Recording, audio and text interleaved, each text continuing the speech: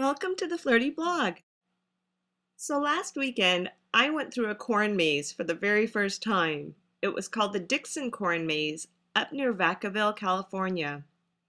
And having gone through it, I had a bunch of tips I wanted to share with you because if you've never been corn mazing, it can be really fun but also really confusing. They give you a map, but it seems almost useless because it's so convoluted. My contribution to the group ended up being that I had a ballpoint pen in my purse, and we used it to chart our course on the map. Poor Kathleen didn't have a pen to contribute, so she had to be the table. Another tip is to go early in the season before it starts raining, because the field will get all muddy and you'll have fun, but you'll also get all dirty going through the maze once it's rained.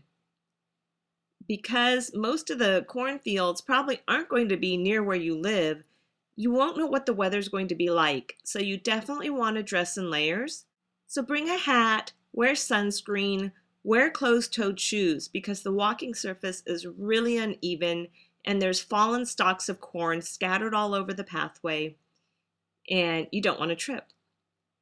Another thing to bring along is a bottle of water because it can get really hot. In the corn rows, there's very little shade and almost no wind makes it through.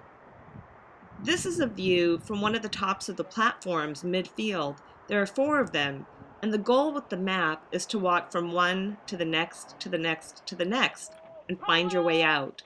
Fortunately, both of the Johns had really great navigation skills, so we only got lost once the whole day. On the back of the map are more rules, and one is not to smoke, drink, or do drugs in the cornfield, which we had no problem abiding by. They also ask you not to pick the corn because this is an actual crop they harvest in November. There's a few fallen ears, but those are just because a lot of the stalks get knocked over.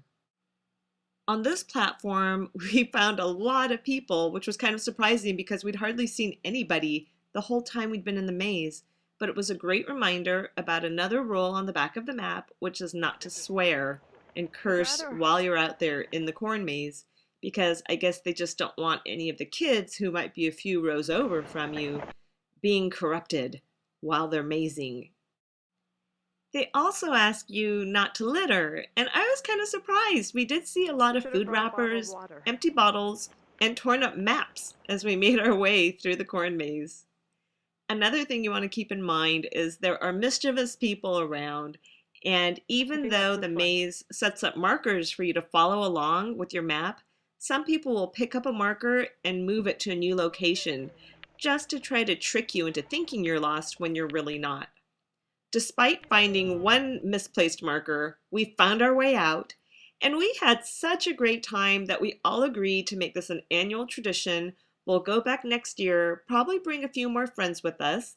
It's a great day for adults and kids alike. They have all kinds of activities and other features to see that we didn't even get to check out that day.